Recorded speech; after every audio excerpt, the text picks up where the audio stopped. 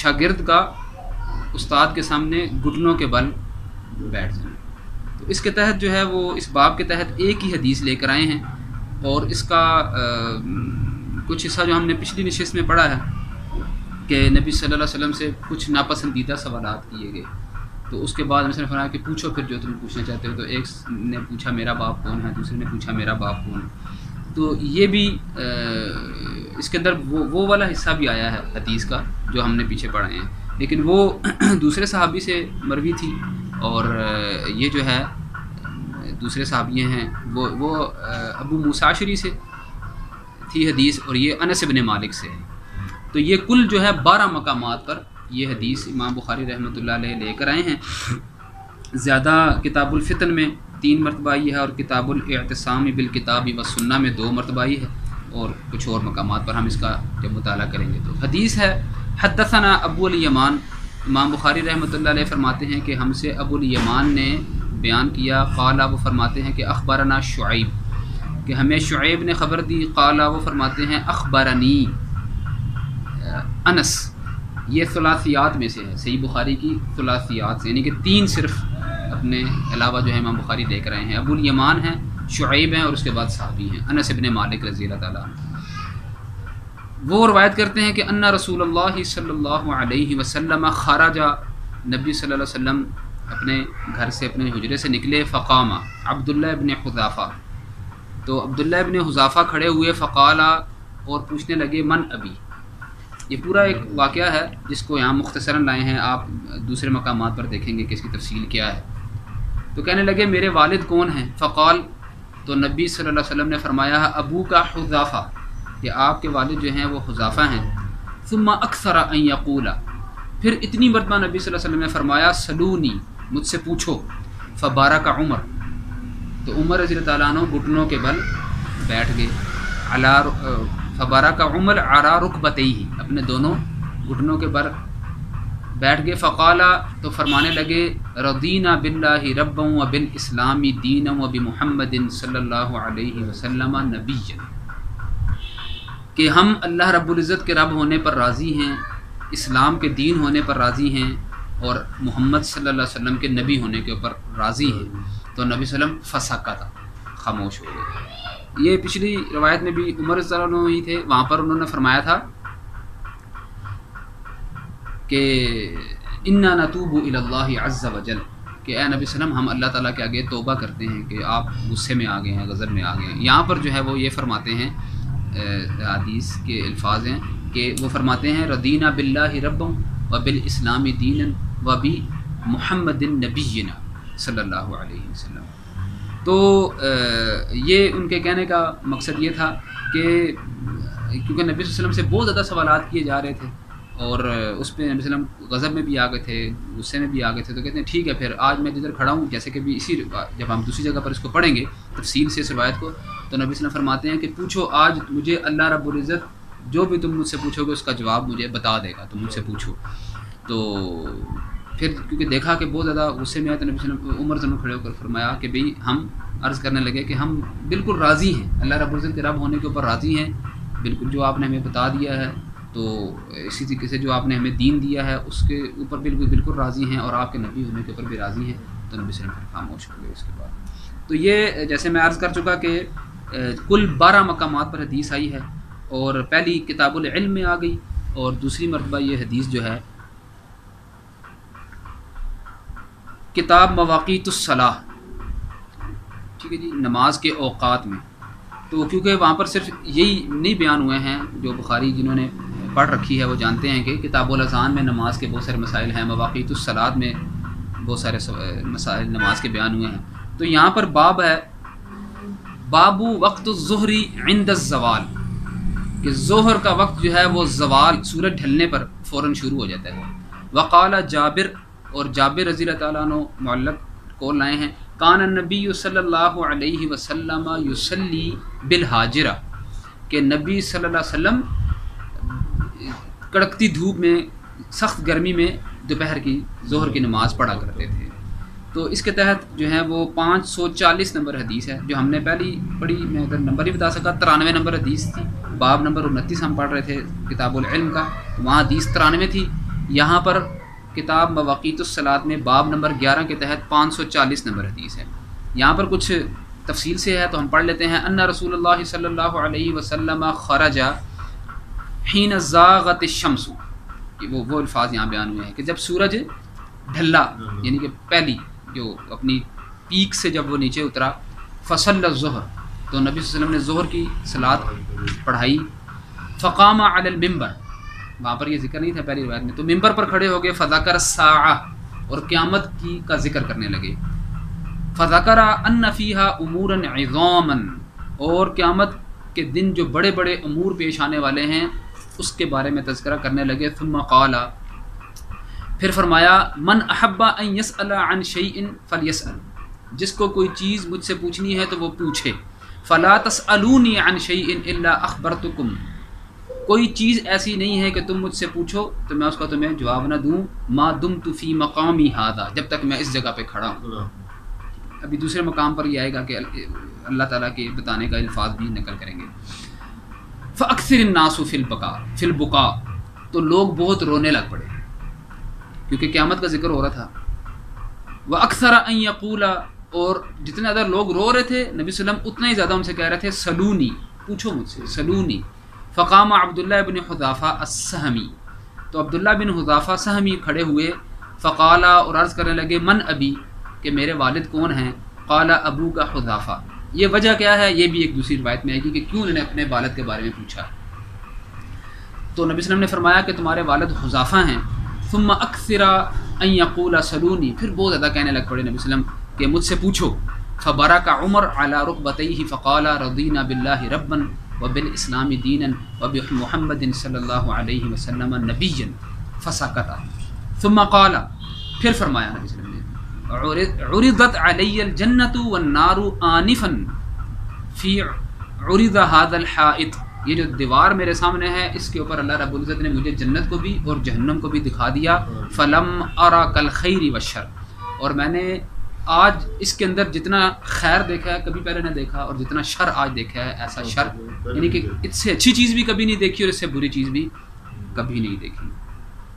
اس کے بعد یہ روایت آپ دیکھ رہے ہیں کہ یہاں پر کچھ الفاظ زیادہ تھے، تو اب ہم صرف انہی کا ہی تذکرہ کریں گے جو پچھلی روایت میں نہ آئے ہوں گے. تو اگلی مرتبہ یہ روایت کتاب الاذان میں لائے ہیں. کتاب الاذان میں باب نمبر 91 ہے. باب نمبر 91 کا عنوان باندھا ہے باب رفع البصر الی الامام فی الصلاۃ، مقتدی کا نماز کے دوران امام کی طرف دیکھ لینا، مقتدی کا. وقالت عائشہ، پھر معلق ہو رہے ہیں، عائشہ رضی اللہ عنہ فرماتی ہیں، قال النبی صلی اللہ علیہ وسلم فی صلاۃ الکسوف، دوسری جگہ پر متصل ہے کہ نبی صلی اللہ علیہ وسلم نے صلاۃ الکسوف کب پڑھی جاتی ہے جی؟ سورج گرہن. سورج گرہن پہ جب نماز پڑھائی تو فرمایا فرأیت جہنم یحتم بعضها بعضا، کہ میں نے جہنم کو آج دیکھا ہے اس کا بعض حصہ دوسرے کو کھایا جا رہا ہے. حین رأیتمونی تأخرت، جب میں نے اس کو یہ چیز دیکھی تو میں پیچھے ہٹا. یہ ایک طویل روایت ہے کتاب الکسوف میں آئے گی، اس کا کچھ حصہ یہاں سے، کیونکہ اماں عائشہ یہ بیان فرما رہی ہے کہ نبی صلی اللہ علیہ وسلم نے دیکھا سامنے کی طرف، تو جب امام سامنے دیکھ سکتا ہے تو مقتدی بھی اس سے استدلال کیا ہے امام بخاری رحمۃ اللہ علیہ نے. یہاں پر حدیث نمبر 749 ہے، وہی جو ابھی ہم پیچھے پڑھ رہے ہیں. اس میں کچھ الفاظ ہیں. عن انس ابن مالک قال صلی لنا النبی صلی اللہ علیہ وسلم، ہمیں نبی صلی اللہ علیہ وسلم نے نماز پڑھائی. ثم رقى المنبر فاشار بيده قبل قبلة المسجد، پھر مسجد کے قبلے کی طرف اشارہ کرتے ہوئے فرمایا لقد رأيت الآن منذ صليت لكم، میں جس وقت تمہیں نماز پڑھا رہا تھا تو اس وقت میں نے دیکھا الجنت والنار ممثلین فی قبلة هذا الجدار، اس دیوار کے قبلے کی طرف، دیوار میں قبلے کی طرف نمودار ہو کر مجھے جنت اور جہنم کو دکھایا گیا ہے. فلم ارا کالیوم فی الخیر والشر ثلاثا، تو نبی نے فرمایا کہ اتنی بری چیز اور اتنی اچھی چیز میں نے آج سے پہلے کبھی نہیں دیکھی تھی. 3 مرتبہ نبی صلی اللہ علیہ وسلم نے فرمایا. یہ 3 مرتبہ ہوگی روایت. چوتھی مرتبہ یہ روایت جو ہے امام بخاری رحمۃ اللہ علیہ کتاب التفسیر میں لائے ہیں، جو ہم نے پچھلی نشست میں پڑھی تھی کہ جہاں پر وہ فرمایا کہ اللہ تعالیٰ سورہ مائدہ میں فرماتا ہے کہ یا ایھاالذین آمنوا لا تسألوا عن اشیاء ان تبد لکم تسؤکم، کہ اے ایمان والو بہت زیادہ سوالات کرنے سے گریز کرو کہ اگر تمہیں اس کے بارے میں بتا دیا گیا تو تم مصیبت میں پڑ جاؤ گے۔ تو یہاں پر باب باندھا ہے اسی آیت کے اوپر، باب نمبر 12 ہے سورۃ المائدہ کی آیت نمبر 101 پر، لا تسألوا عن اشیاء ان تبد لکم تسؤکم۔ اس کے تحت باب نمبر 12 کے تحت حدیث نمبر ہے 4621۔ یہاں پر بھی انس بن مالک فرماتے ہیں خطب رسول اللہ صلی اللہ علیہ وسلم خطبۃ ما سمعت مثل قط، ایسا خطبہ نبی صلی اللہ علیہ وسلم نے ہمارے سامنے فرمایا کہ اس سے پہلے کبھی ہم نے ایسا خطبہ نہ سنا تھا۔ لو تعلمون ما اعلم، تو قال فرماتے ہیں نبی صلی اللہ علیہ وسلم لو تعلمون ما اعلم لضحکتم قلیلا ولبکیتم کثیرا، کہ جو میں جانتا ہوں اگر تم جان جاؤ تو ہنسو کم اور رو زیادہ۔ قال فغطى اصحاب رسول اللہ صلی اللہ علیہ وسلم وجوہہم، تو اصحاب رسولوں نے اپنے چہرے کپڑوں سے چھپا لیے، لہم حنین، اور ان کے رونے کی آوازیں آنے لگی۔ فقال رجل، تو ایک شخص نے کہا من ابی، تو میرا باپ کون ہے؟ نبی صلی اللہ علیہ وسلم نے فرمایا قال فلان، فلانا تمہارا باپ ہے، جس نے دوسری روایت میں آ گیا حذیفہ۔ فنزلت هذه الآیہ، تو یہ آیت اللہ تعالیٰ کی طرف سے نازل ہوئی، لا تسألوا عن اشیاء ان تبد لکم تسؤکم، کہ اللہ کے نبی صلی اللہ علیہ وسلم سے بہت زیادہ سوالات مت کیا کرو، کہ اگر تم ایسے سوالات کرو گے اور اس کے بارے میں بتا دیا گیا تو تمہیں مشکل گزرے گا۔ امام بخاری رحمۃ اللہ علیہ فرماتے ہیں رواہ النضر و روح بن عبادہ عن شعبہ، یہ روایت جو ہے نضر نے روح بن عبادہ وہ شعبہ سے بھی روایت کرتے ہیں۔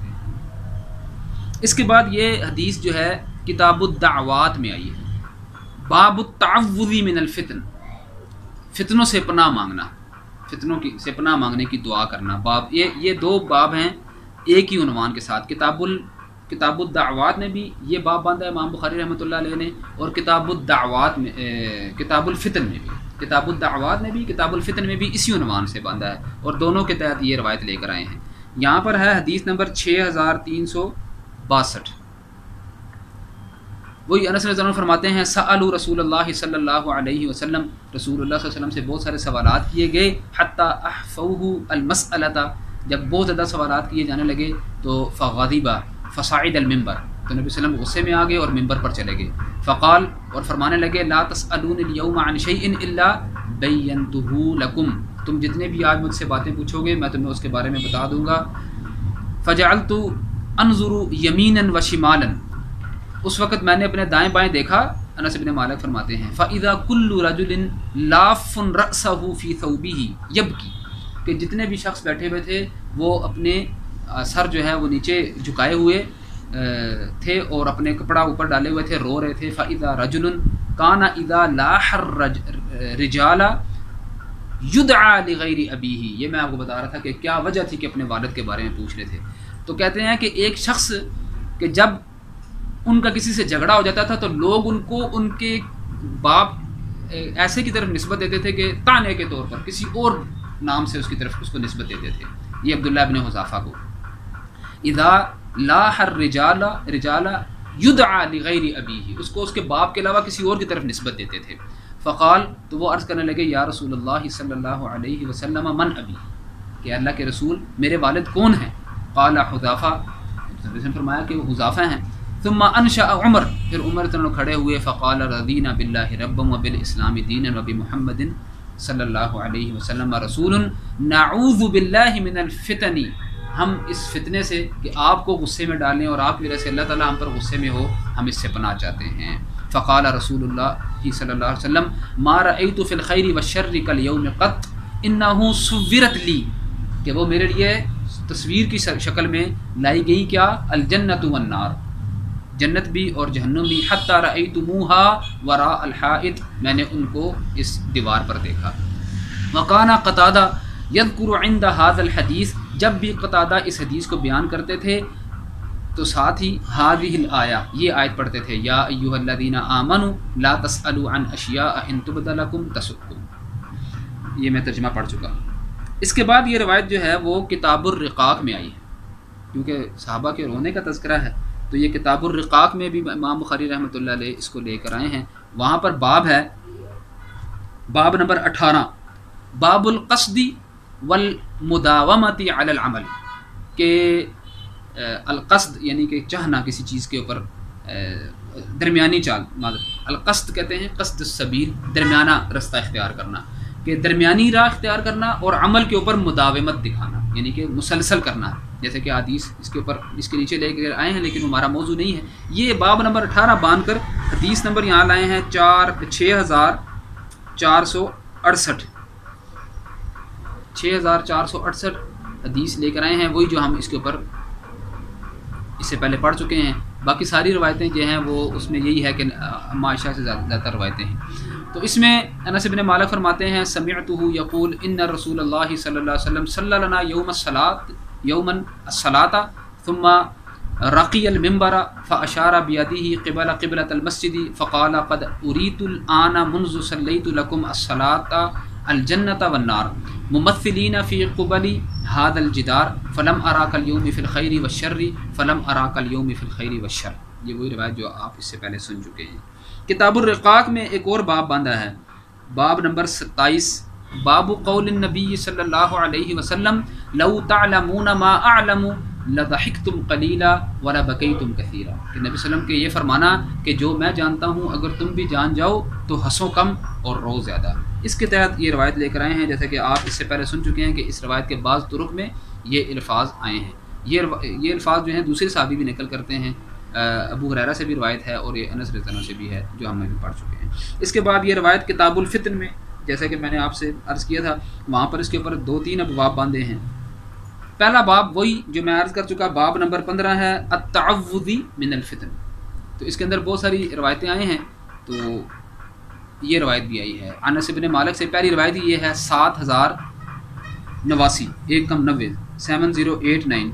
پہلی روایت یہ ہے، تفصیل سے یہ ہے، آخری مرتبہ اس کو تفصیل سے یہاں پڑھ لیتے ہیں، باقی آگے اگر کوئی نئے الفاظ ہوئے تو پڑھیں گے. انس بن مالک سے ہے، فرماتے ہیں سألوا النبی صلی اللہ علیہ وسلم حتی احفوہ بالمسألۃ، نبی صلی اللہ علیہ وسلم سے سوالات کیے گئے، آخر جب لوگ بار بار سوال کرنے لگے تو نبی صلی اللہ علیہ وسلم فصعد النبی ذات یوم المنبر، تو نبی صلی اللہ علیہ وسلم ممبر پر چڑھ گئے، فقال لا تسألونی عن شیء الا بینت لکم فجعلت انظر یمینا وشمالا فاذا كل رجل رأسه في ثوبه يبكي فانشأ رجل كان اذا لاح يدعى الى غير ابيه فقال يا نبي الله من ابي فقال ابوك حذافة ثم انشأ عمر فقال رضينا بالله ربا وبالاسلام دينا وبمحمد صلى الله عليه وسلم رسولا نعوذ بالله من سوء الفتن فقال النبي صلى الله عليه وسلم ما رأيت في الخير والشر كاليوم قط انه صورت لي الجنة والنار حتى رأيتموها